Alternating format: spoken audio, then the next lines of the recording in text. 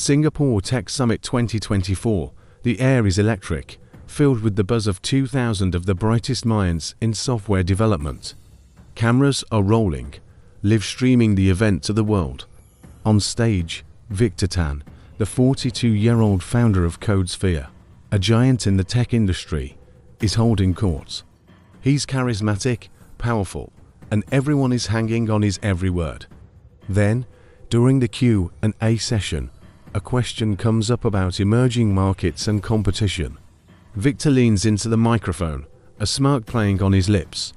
"You want to know about competition?" he asks the crowd. "Let's talk about the Philippines. Filipino coders," he says, pausing for effect.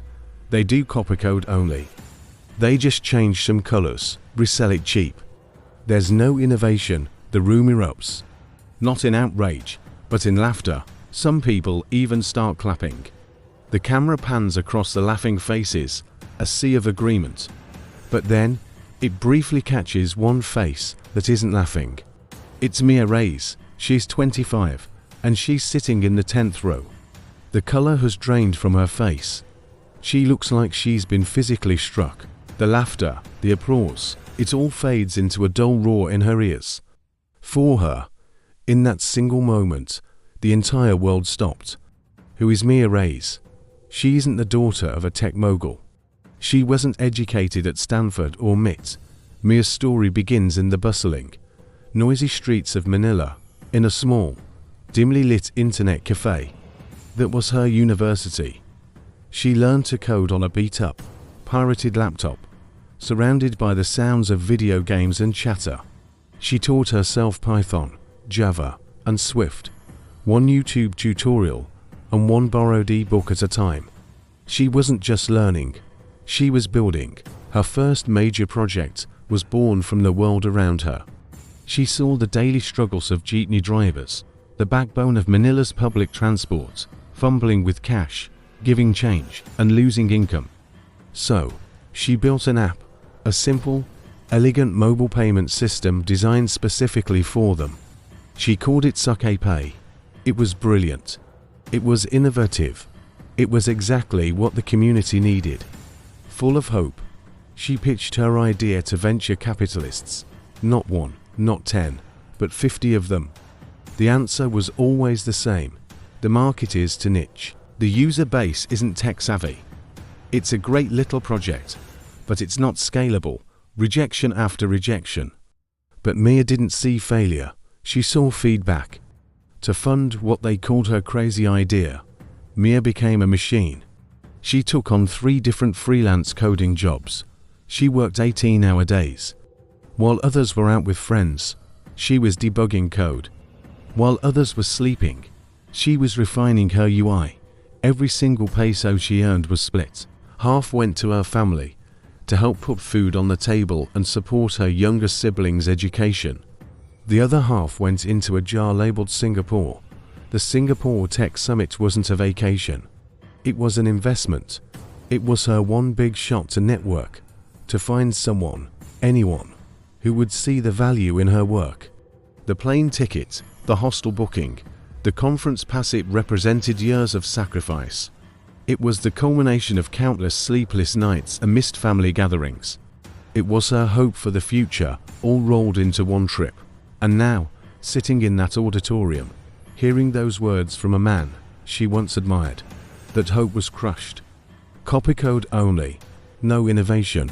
The words echoed in her mind, a cruel joke played at her expense. The laughter of the crowd felt like a personal attack, not just on her, but on every dreamer in every internet cafe back home. She had traveled 1,000 miles to be seen, only to be made invisible. That night, Mia didn't go to the fancy networking dinner. She went back to her tiny hostel room. The insult from Victor Tan replayed in her head. She could have quit. She could have packed her bags, gone home, and accepted that maybe he was right. Maybe she was just a Copycode coder from a developing country. Many people would have. But as she stared at her laptop, at the icon for her jeepney app, something else kicked in. Not despair, defiance. She opened her laptop and started typing, not code, but a post. She went on LinkedIn, on Twitter, on every tech forum she was a part of. She didn't attack Victor Tan. She didn't complain. She just told her story. She wrote about the internet cafes, about her sake pay app for the jeepney drivers. She wrote about the 50 rejections from VCs. And she ended with the quote from the summit. Today, I was told Filipino coders lack innovation. I'd like to respectfully disagree. Here is my innovation. What do you think? She attached a link to a full demo of her app. Then, she closed her laptop and, for the first time in days, fell into a deep sleep. When she woke up, her world had changed again. Her post hadn't just gotten a few likes. It had exploded. It had thousands of shares, hundreds of thousands of views. Coders from Brazil, Nigeria, India, and Indonesia were commenting, sharing their own stories of being underestimated. A senior engineer from Google wrote, "Innovation isn't about where you're from. It's about the problems you solve." This is brilliant, a famous tech blogger deemed her. Asking for an interview. The hashtag started trending, #innovate from anywhere. It became a global movement. Developers from all over the world began showcasing their projects born from local needs, far from the Silicon Valley bubble. It was a digital protest, a celebration of grassroots innovation. Mia had not just defended her honor. She had given a voice to a silent army of creators. The viral wave crashed directly onto the shores of CodeSphere. Victor Tan's PR team went into crisis mode. Their social media was flooded with the #innovate from anywhere hashtag. Their stock took a small but noticeable dip. Tee-hee laughter from the summit had turned into a public relations nightmare. Victor was forced to issue a public apology. It was a stiff, corporate statement about his words being taken out of context. But the damage was done. The tech world was watching, and they were watching Mia. Her inbox was a flood of opportunities. VCs who had rejected her were now scrambling to get a meeting. "We may have overlooked the potential." One email read, "We'd love to reinvestigate the sake pay proposal." Tech companies from Singapore to San Francisco offered her jobs, promising six-figure salaries and relocation packages. It was everything she had ever dreamed of. But as Mia looked at these offers, she thought about the jeepney drivers back in Manila. She thought about the other coders in the internet cafes. Accepting a job in Silicon Valley felt like abandoning them. It felt like proving Victor Tan's point in a different way, that the only way to succeed was to leave her home behind. So, she made a choice that shocked everyone. She turned down the job offers. She politely declined the new VC meetings. Instead, she posted another message online. "Thank you for the overwhelming support," she wrote. "The conversation we've started with #innovate from anywhere is more important than any single job or investment. So, let's build on it."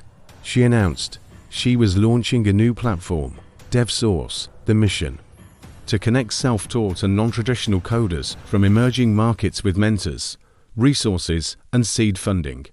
She wasn't just building her app anymore. She was building a ladder for everyone else trying to climb. This decision was her masterstroke. It transformed her from a victim into a leader.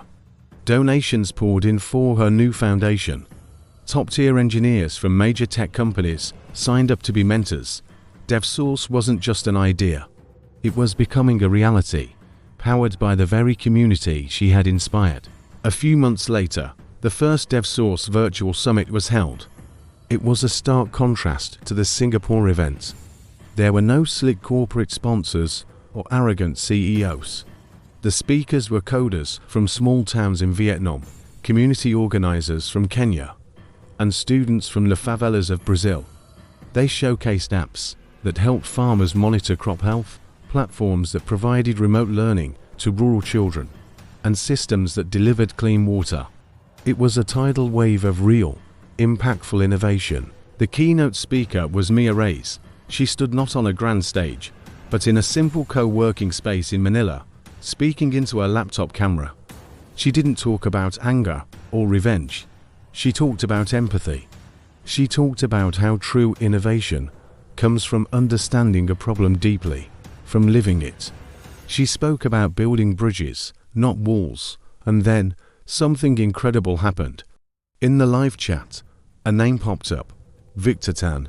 He wrote a public message. Mia, I was wrong, arrogant and wrong.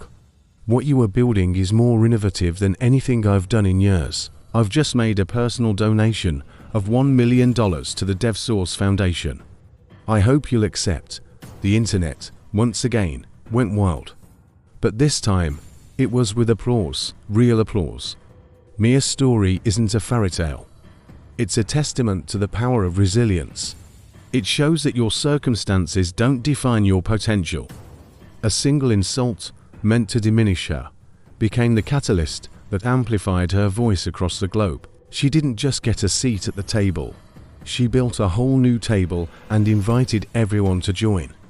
Her journey reminds us that the next big idea might not come from a pristine office in a skyscraper, but from a crowded cafe, fueled by a passion to solve a problem that matters. And that kind of innovation can't be copied.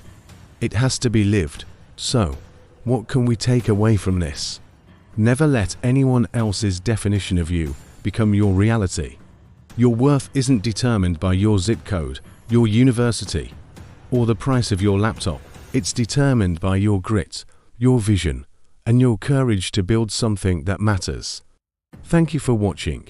If this story inspired you, please like, share, and subscribe for more.